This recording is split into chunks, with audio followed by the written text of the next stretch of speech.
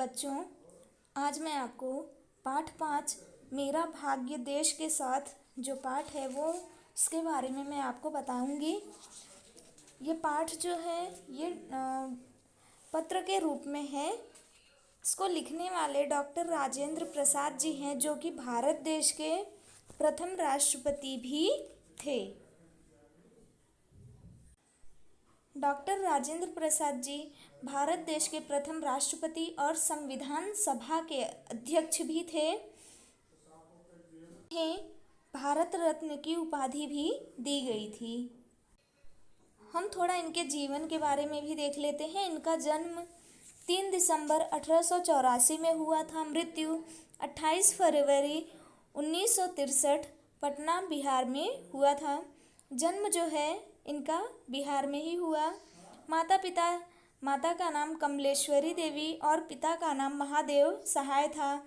इनका विवाह जो है राजवंशी देवी नाम की स्त्री से हुआ था। प्रमुख रचनाएं जो हैं वो भारतीय शिक्षा, गांधी जी की देन, शिक्षा और संस्कृति, भारतीय संस्कृति आदि हैं।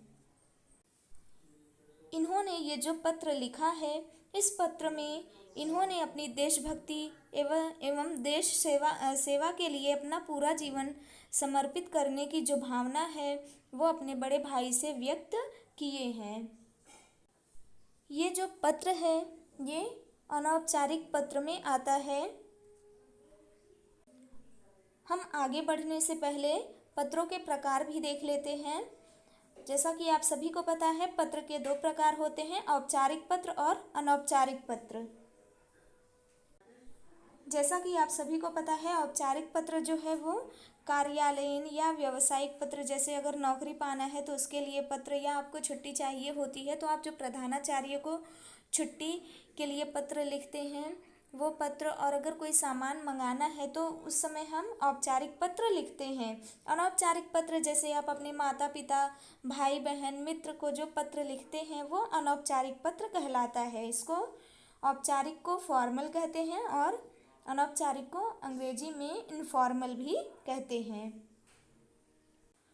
जरा सोचो तो बताओ, आपको दिख रहा है? यदि कहानी के किसी एक पात्र से आपकी मुलाकात हो जाए तो, जैसे आपकी अगर समझ लीजिए आपकी मुलाकात तो डॉक्टर राजेंद्र प्रसाद से होती है, ये कल्पना करके आप अपने विचार जो हैं बोल सकते हैं। जैसे अगर होती है तो हम ये जानना चाहेंगे कि उन्होंने देश हित के लिए क्या किया, हमारे भारत देश के लिए उन्होंने जितने भी कार्य किए उसके लिए उन्हें प्रेरणा कैसे मिली, इस तरीके से हम उसके बारे में जानने की इच्छा कर सकते हैं।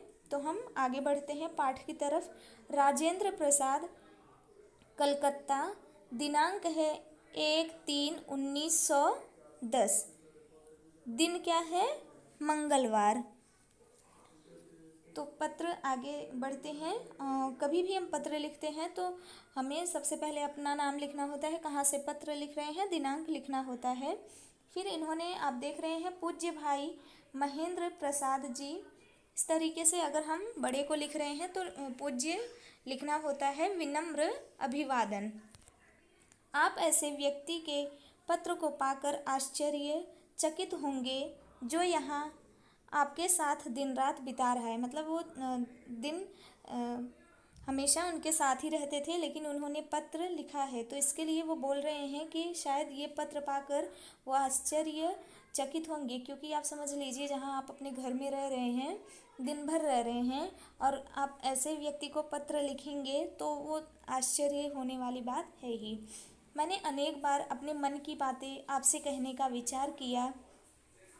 इन्होंने कई बार ऐसा होता है कि हमें अगर अपनी बात बोलनी होती है और नहीं बोल पाते हैं, तो ऐसी स्थिति में हम सामने वाले को पत्र लिखकर अपने विचार जो हैं स्पष्ट कर सकते हैं। पर एक भावुक व्यक्ति होने के नाते मैं आमने सामने आपसे बात नहीं कर सका। मेरे भैया, पिछले लगातार 20 दिनों तक सोचते रहने के बाद मैं समझता हूँ कि मेरे लिए यही अच्छा होगा कि मैं अपने भाग्य को देश के साथ मिला दूं। भाग्य को देश के साथ मिलाना मतलब देश हित के लिए अपने जितनी भी इच्छाएं हैं वो देश के साथ में ही लेकर चलना है। मैं जानता हूँ कि मुझसे जिस पर परिवार की सारी आशाएं केंद्रीभूत हैं, ऐसी बातें सुनकर आपके हृदय को एक भारी धक्का लगेगा। लेकिन मेरे भैया, मैं एक उच्चतर और महत्तर पुकार को भी अपने हृदय से महसूस करता हूँ। उच्चतर मतलब सबसे उच्च, महत्तर मतलब महत्वपूर्ण। तो ये जो बातें वो देश के लिए सोचते हैं, वो अपनी बात जो है अपने बड़े भाई के समक्ष बताना चाहते हैं। किसके माध्यम से? पत्र के माध्यम से। हाँ, मैं यह भी जानता हूँ कि यदि मैं पैसे कमाऊँ तो कुछ रुपया हासिल कर पाऊँगा। इसके द्वारा मैं अपने परिवार का स्तर ऊंचा करने में भी समर्थ होऊंगा। जहाँ लोग अपनी लंबी थैली के कारण ही बड़े गिने जाते हैं, अपने विशाल हृदय के कारण नहीं। लोग समझते हैं कि धन पाकर हम संतुष्ट होंगे, पर जिन्हें कुछ भी ज्ञान है वे अच्छी तरह जानते हैं कि सुख बाह्य कारणों से नहीं मिलता, बल्कि वह तो हृदय की उपज है। डॉक्टर राजेंद्र प्रसाद जी कहना चाहते हैं कि पैसे जो हैं उससे हम पैसे तो इकट्ठा कर सकते हैं, हम बड़े भी गिने जा सकते हैं, क्योंकि हमारे पास पैसा होगा, परिवार का स्तर जो है वो अच्छा हो सकता है। लेकिन अगर मैं वो बोलते हैं कि अगर मैं देश हित के लिए काम नहीं करूँगा तो मैं संतुष्ट नहीं होऊंगा। उनका मानना है कि यदि हम पैसे कमा लेते हैं तो हमें बाहरी सुख तो मिलता है, लेकिन जो हमारे मन की संतुष्टि है, संतोष है, वो नहीं मिलता है। और ये मानते हैं कि सुख जो है मतलब बहुत सारी सुविधाएं होंगी, तो ऐसा नहीं बोल सकते हैं कि वो व्यक्ति सुखी होगा। सुखी कौन है? जो मन से संतुष्ट है, ऐसा ये मानते हैं। मेरे भैया, आप विश्वास रखें कि यदि मेरे जीवन में कोई महत्वाकांक्षा है तो यही है कि मैं देश सेवा में काम आ सकूं। मैं जानता हूं कि मैं प्रति मास कई 100 रुपए कमाऊंगा, कई हजार रुपए महीने भी हो सकते हैं। पर क्या दुनिया में ऐसे अनगिनत व्यक्ति नहीं हैं जिनके पास हजारों, लाखों और करोड़ों की पूंजी है, पर उनकी कोई परवाह नहीं करता? लेकिन दूसरी ओर दृष्टि डालें तो कौन सा राजकुमार है जिसे गोपाल कृष्ण गोखले के समान प्रभाव, पद या मर्यादा प्राप्त हुई है? और क्या वे गरीब आदमी नहीं हैं? क्या हम गोखले जी के परिवार से भी ज़्यादा गरीब हैं?